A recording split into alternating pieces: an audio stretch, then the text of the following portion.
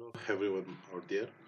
I am Asmatullah Kakar, Assistant Professor at University College Quetta and Visiting Professor to International Islamic University Islamabad. I hope that all of you are protected and safe in this COVID-19 global pandemic. There is no doubt that jurisprudence is a very vital discipline in legal studies. It is dry, it is tough, it is lengthy, hence it is really difficult. Though there exists on internet huge literature and resources, both in shape of recorded lectures and texts. However, these resources, majority of these resources are very advanced and may have a little impact or help for students who are new to legal studies or undergrad law students. Therefore, I decided to record a series of lectures both on Jurisprudence 1 and Jurisprudence 2. This series of lectures is initially intended to help out my students at University College Quetta and International Islamic University Islamabad. However, these lectures shall be open for everyone who wants to learn the basics of jurisprudence. I'll be welcoming all your suggestions and I'll be glad to answer all your questions regarding any segment of this series of lectures. So let us start with the introductory lecture on Jurisprudence 1.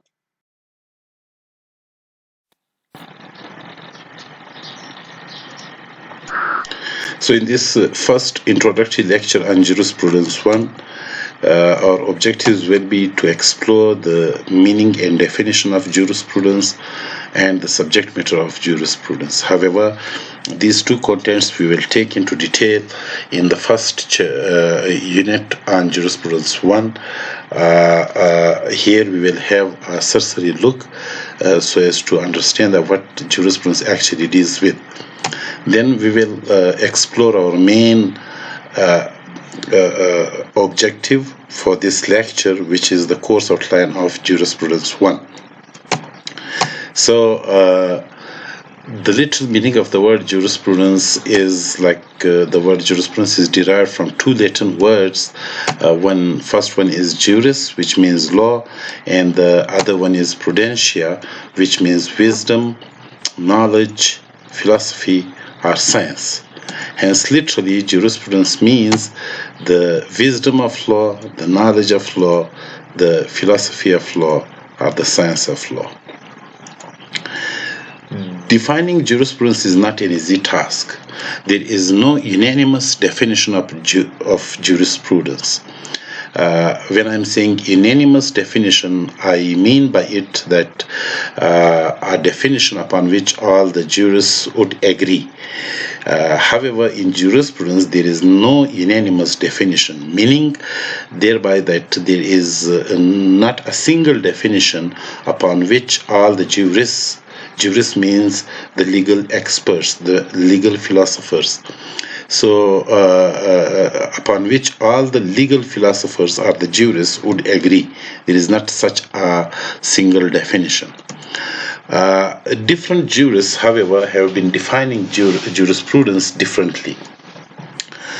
The reason that there exists a difference of opinion among the jurists as to the definition of jurisprudence is that as the subject matter or the matter with which jurisprudence deals with is law. And the jurists, they are not agreed upon a single or unanimous definition of law as such. As they are not agreed upon the definition of law, hence they are also differing on the definition of jurisprudence as well.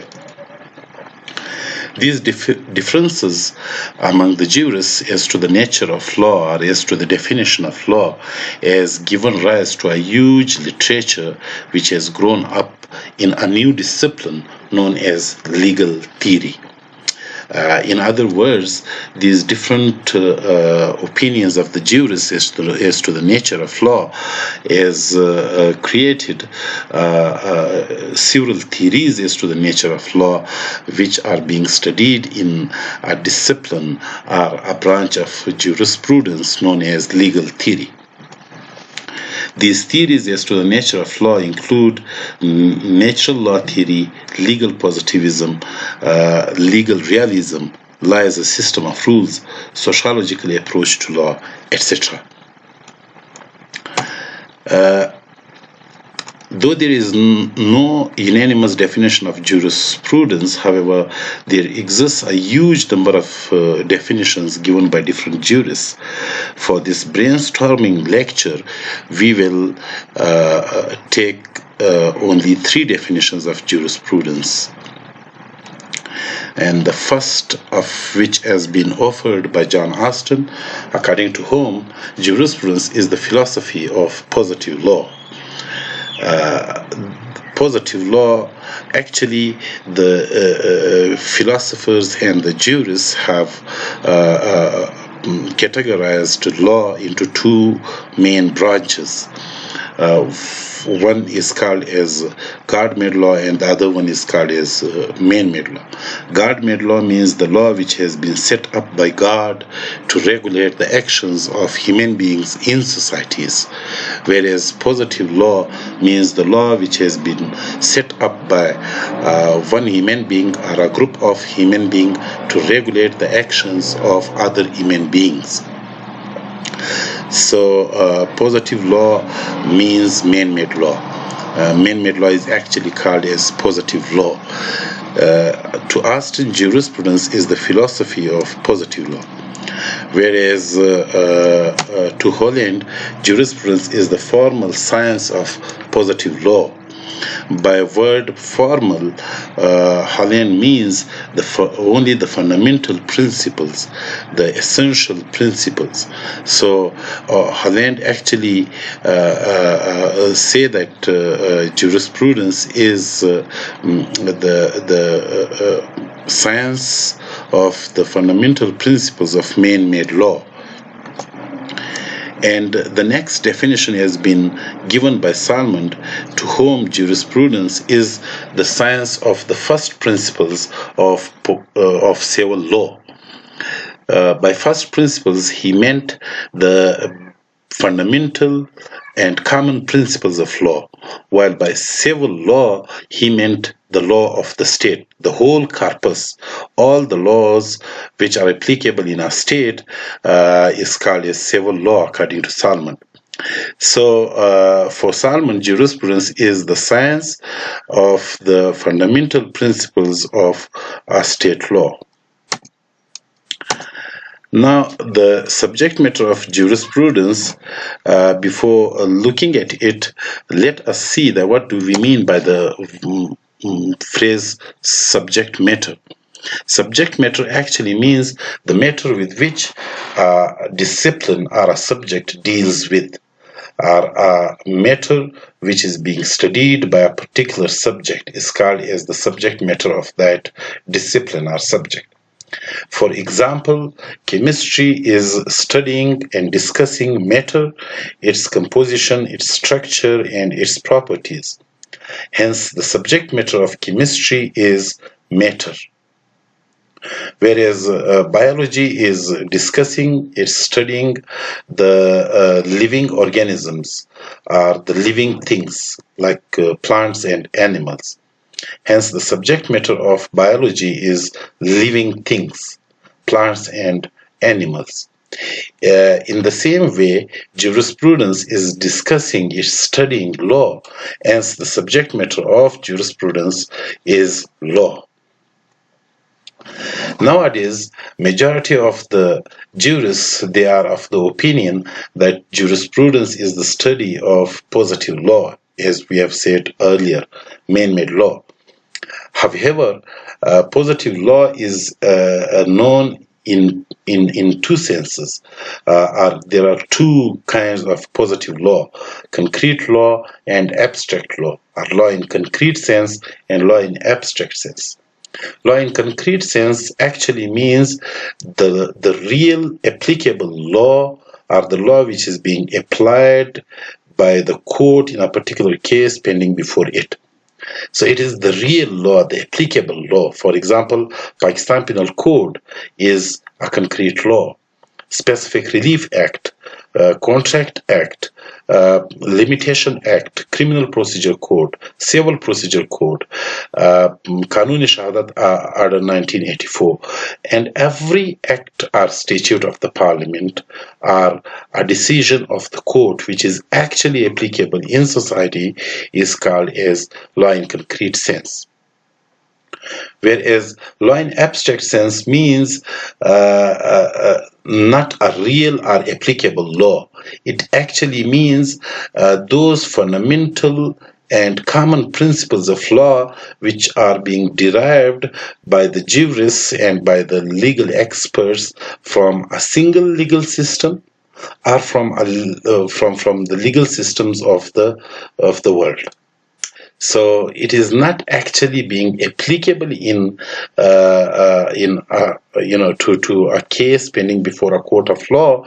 However, we can say that it is the crux of the law in concrete sense. So the subject matter of jurisprudence is to the majority of the jurists is actually of twofold. In other words, jurisprudence is actually studying two things. First, the nature of law, or the question that what is law. And secondly, it discusses the fundamental principles and the general notions of law. So as we have learned in the previous slides, the nature of law is actually known as legal theory. So the first subject matter of jurisprudence is legal theory. And the fundamental principles of law is known as abstract law, or law in abstract sense. Therefore, the second subject matter of jurisprudence is abstract law. It does not discuss law in concrete sense, or the real law. It is actually discussing the fundamental principles of law. In law schools in Pakistan, the legal theory and the sources of law are being studied in Jurisprudence 1, which we shall be discussing in this series of lectures. Whereas the general principles of law are being included in Jurisprudence 2, which we will record separately. The course outline of Jurisprudence 1. The course objectives of this course are that to introduce the students to theories of classical and contemporary jurisprudence and issues related thereto and debated by jurists. This course is providing to the students a discipline of thought which shall be helpful in improving their logical analysis of the legal concepts. The focus of this course is on the nature, origin, and development of law and legal concepts. The main focus of this course shall be on the natural law theory, positive theory, nature of legal reasoning, legal realism, and the sources of law and precedents. So I have divided this course actually into 9 units.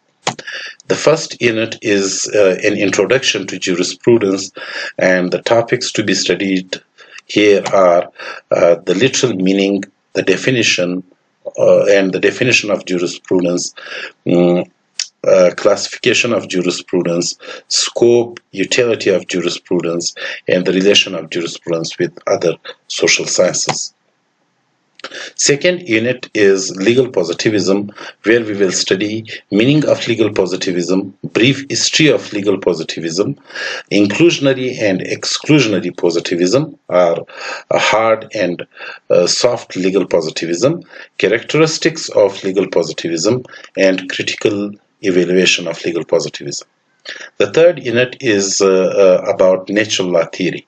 We will see here the meaning of natural law theory, main tenets, birth of natural law theory of medieval period, modern natural law theory, and critical evaluation of natural law theory. Chapter 4 is concerning with legal realism. Here we will discuss meaning of legal realism and different versions of legal realism like English, American, and Scandinavian legal realism. We will also see the distinction between American and Scandinavian legal realism, and finally we will have a critical evaluation of legal realism. Unit number 5 is regarding H.L.A. Hart's theory of law. In this chapter, we will discuss Hart's criticism of John Austin's command theory of law, Hart's social rules and their classification, rules of obligation, and a distinction where we will see a distinction, where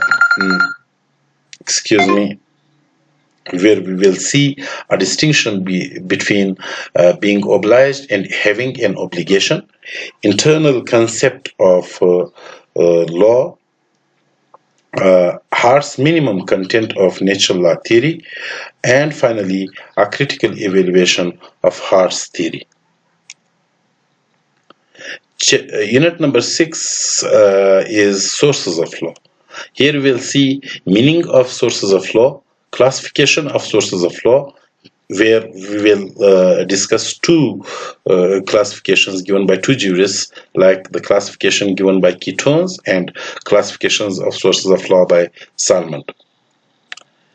In chapter number 7, we will see legislation, and here we will discuss meaning of legislation, legislation as a source of law, kinds of legislation, which are supreme and subordinate legislation, and there are 5 different kinds of subordinate legislation. We will also see the reasons behind the growth of delegated legislation and controls on delegated legislation. We will see codification, its meaning, merits and demerits, and finally in this chapter we will conclude rules of interpretation. Unit number 8 is concerning precedents. Here we will discuss the meaning of precedent as a source of law, nature of precedent, obiter dicta and ratio decidendi, authority of precedents, like we will see the factors weakening and factors increasing the force of the authority of precedent, and kinds of precedents. In the final chapter of the unit, we will see customs, where we will discuss definition of custom, origin of custom, authority of custom, how custom transforms into law, ingredients of a valid custom, and kinds of custom. So, the recommended books for this course are The Province of Jurisprudence Determined and the Uses of the Study of Jurisprudence with an Introduction by H.L.A. Hart by John Austin, Legal Theory by W. Friedman, Legal Philosophy by J.W. Harris, Jurisprudence, Classical and Contemporary from Natural Law to Postmodernism by Robert L. and Levitt Hayman, The Elements of Jurisprudence by Sir Thomas Husken Holland, Jurisprudence, The Philosophy of Method and Law by Edgar B. Lamer, Jurisprudence by Imran Ehsan Khan Niazi, Frontiers of Legal Theory by Richard A. Posner, A Theory of Justice by John Rawls, The Concept of a Legal System in Introduction to the Theory of Legal System by Joseph Raz, Social Dimensions of Law and Justice by Julius Stone, and finally, Jurisprudence by Raymond Wex. So thank you so very much for your patient hearing. We will be meeting in our the recording of our first lecture, the Introduction to Jurisprudence. Till that time, take care. Goodbye.